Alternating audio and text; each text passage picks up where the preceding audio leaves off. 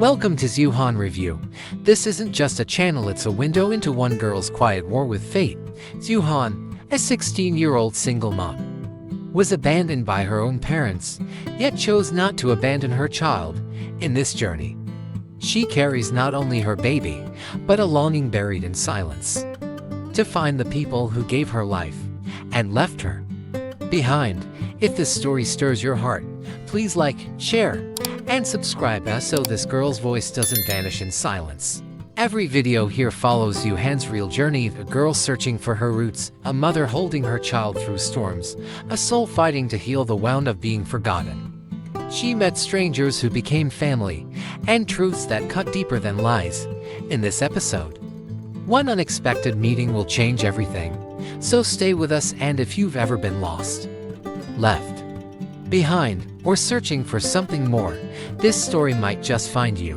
Morning light spilled gently over the village path as Dieu Han walked beside Ewing. Banana leaves rustled softly, and a rooster crowed in the distance. It reminded her of a peace she'd never truly known, one without fear, without leaving.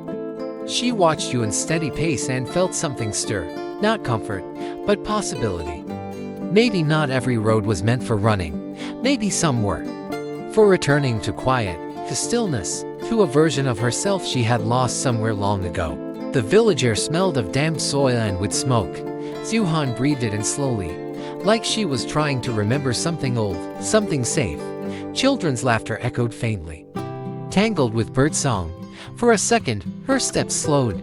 She imagined what life could be if she weren't always running, always bracing. She touched the rim of her bucket, grounding herself. Peace was still, foreign, but maybe, just maybe, she was learning to walk alongside it, one breath at a time. Ewing said little, but her presence was a balm. She didn't ask questions. She simply walked, carrying her own quiet battles. Dieu Han felt strangely seen, not for her scars, but for how she still stood. She wasn't healed, but she wasn't alone either. And in this strange in-between, she found space to breathe. Maybe that's what kindness really is, not fixing someone, but sitting beside them while they figure it out. A bicycle passed, its bell ringing once, then fading. Dieu Han smiled faintly. Life still moved unconcerned with sorrow or survival. And maybe that was its beauty. It didn't wait for anyone to be ready. It just flowed. A thin breeze slipped through the trees, brushing Dieu Han's face like a forgotten memory. She paused. It had been so long since anything felt gentle. Too long. This place didn't ask who she used to be. It didn't question why she was here. It used. Let her be. She lowered her eyes to the earth beneath her feet. Maybe peace isn't something you chase. Maybe it's something you quietly accept. When the world stops yelling long enough for you to hear your own breath. They kept walking, not rushing, not stalling, just moving like leaves floating downstream. Dieu Han looked at the path ahead and thought, this isn't the life I asked for. But maybe it's the one that will shape me. The pain hadn't left, but it didn't scream today. And in that quiet, she found room to think, not of survival, but of growing. Not of what she'd lost, but who she could become. The edge of the bank was slippery. Dieu Han steadied Ewing with one hand, the other clutching the empty bucket. They didn't speak, but both felt it as something stirring in the shallow water. A sudden glint, a movement, then another. Dieu Han's breath caught. She leaned forward, heart pounding like it hadn't in weeks. Fish, not one, not two, dozens, maybe more, darting just beneath the surface, like luck had been quietly waiting all along. They locked eyes just for a second, then sprang into motion. Bare feet splashed into the water, sending ripples across the still pond. Dieu Han plunged her hands beneath the surface, heart racing faster than her fingers. The water was murky, but alive. Every brush of her hand felt like a heartbeat. This wasn't just food. This was a miracle. A gift wrapped in mud and timing. She whispered, don't let it slip. And in that moment, even the mud felt holy. Ewing moved first, careful, slow, pushing aside thick vines with her hands. Dieu Han followed, bending low to lift a broken palm branch. They didn't speak. The silence was agreement. This was no longer a chance encounter.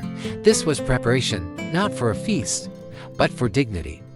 Dieu Han's fingers grazed the roots tangled in mud, and she thought, if I clear the path gently, maybe life will come closer.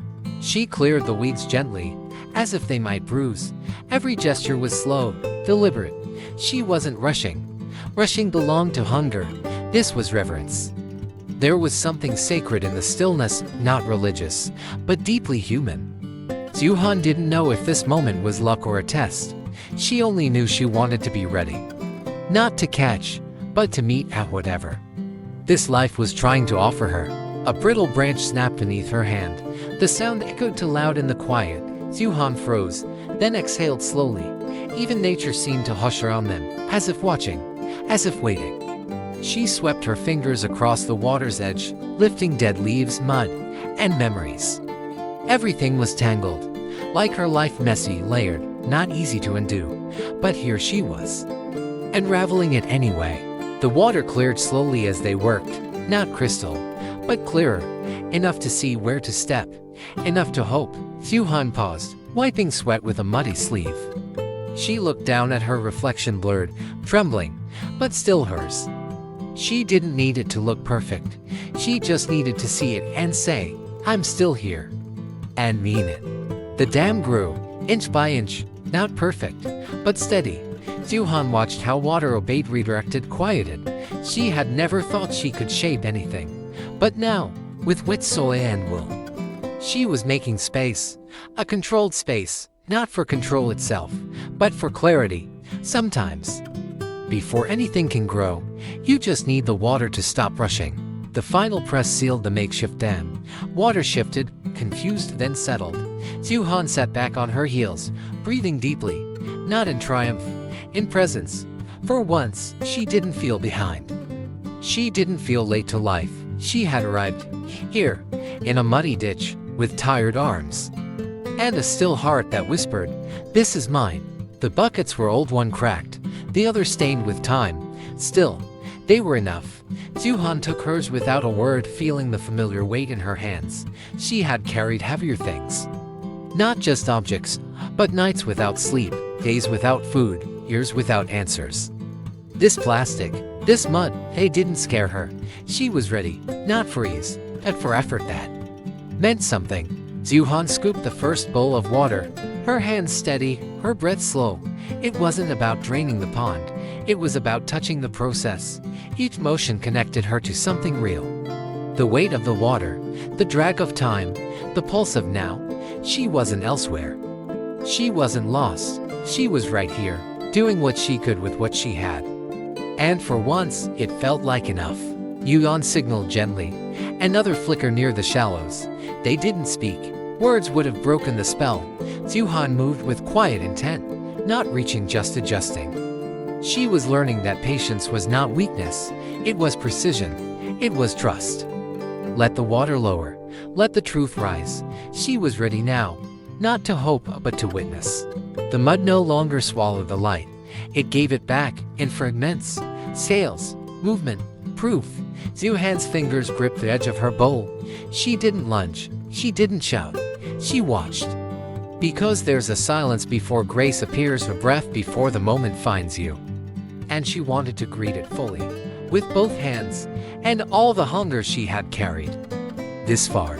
She saw them again, not just one, but three, gliding slowly beneath the surface, weaving through the stillness as if they had never been hunted. Dieu Han lowered her bowl, not as a trap, but as a quiet invitation, like whispering to the water, come, if you trust me. The pond didn't resist. And in that suspended moment, she understood some things are not caught by force, but by presence. Some chances don't need to be chased, they need to be welcomed. Beside her, Dieu caught one too. Their eyes met for a second, not smiling, not crying, but holding something between them that words could never touch. Dieu Han felt it in her bones, that they weren't just feeding their bodies. They were feeding a part of themselves that had starved for years, the part that needed to know effort still mattered, that small things could still become miracles. There were more fish now, swimming slower, caught in the shallows. Dieu Han didn't rush. She moved with the kind of grace that comes after grief, the kind of gentleness only pain can teach. Her bowl filled quietly, like rain filling an empty well. No cheering, no applause. Just a heart learning how to receive without guilt. Just a girl who once thought she wasn't meant to have anything finally holding something real. She wiped her face with a muddy sleeve, then stood. The sun was shifting. The air smelled of effort, of water, of women who never stopped. She glanced at Yuan, then at the bowl. It was full. Her hands were tired. But something inside her had made space for grief, for grace, for tomorrow. And as she picked up the bowl, it no longer felt heavy. It felt like a beginning. People started gathering, neighbors, passers-by, drawn by the word that two girls had caught something worth seeing.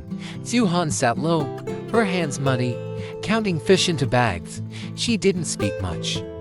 Let Yuan handle the talk. She was too busy watching the scale rise.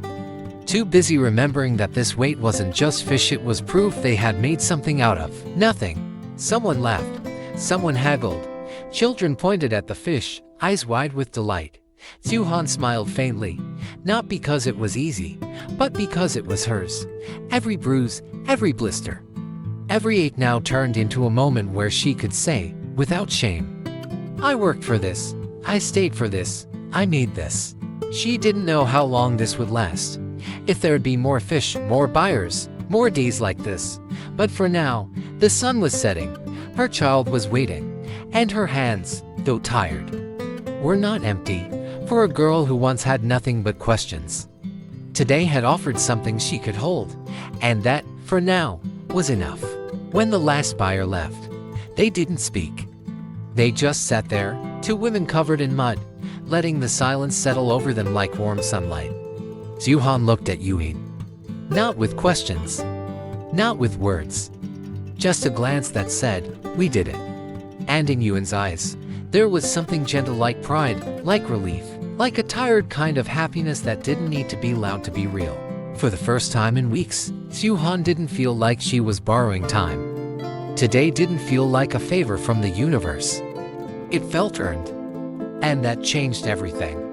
She looked around at the trees, the fading sun, the dirt road that had watched them grow tired and still held them kindly. And she thought, maybe this world hadn't turned its back on her after all. Yuan carried the empty bowl, Diep Han carried the bag of money. Neither was heavy. Not anymore. What weighed on them had already been poured into the day. Spent and earned and folded into the memory of water, mud, and shared breath. They didn't talk about tomorrow, but both knew if tomorrow asked for the same, they'd do it again, without hesitation. The sun dipped low behind the palm trees, casting long shadows that followed them home. Their clothes were still wet. Their hair clung to their cheeks, but neither complained. There was something beautiful in that tired silence, the kind that only comes when your whole body knows it mattered, that every bruise, every sore muscle, had earned its place. They sat by the outdoor tap, sleeves rolled up, hands caked in dried mud. The water ran slow but steady, and neither complained. Diep Han rubbed her palms together, watching layers of filth slip away. Beside her, Yuan stayed quiet, scrubbing with the same care. They didn't talk, but both of them were thinking the same thing: how strange it is that some stains wash off easier than others. Night fell slowly, not with darkness, but with a quiet that felt like kindness. The air cooled, wrapping around them like a soft cloth. Diep Han stepped out of the water, barefoot, hair wet, clothes clinging to her skin. She didn't rush to dry off, didn't rush at all. Some days don't deserve to end in silence, they deserve to end in stillness. Morning arrived gently, without fanfare. Just the sound of birds calling from the trees, and the faint rustle of wind against the wall. Diep Han sat by the wooden basin, a small knife in hand. The fish from yesterday, 3 of them, lay still, waiting. Her hands moved without hurry. Each scale she scraped away felt like peeling off a worry she no longer wanted to carry. Some mornings were harder than others, but she had stopped measuring them by comfort. She measured them by what got done, and this clean fish, ready to cook, meant one more meal. One more reason to believe today might be kinder than yesterday. The knife moved slowly, not because she was weak, but because she didn't want to rush. These quiet moments, just her, the fish, the soft sound of scraping, were rare, not peaceful, but honest. She thought about how far she'd come. No one saw the small victories, but they mattered. They were. How she kept going. She carried the bowl of fish inside, both hands steady. The weight wasn't much, but the meaning was. She passed the old wooden door, the smell of damp earth still clinging to her skin. Morning had truly begun. It was time to cook, not just for hunger, but for warmth. For something that said, "We're still here. We still have each other."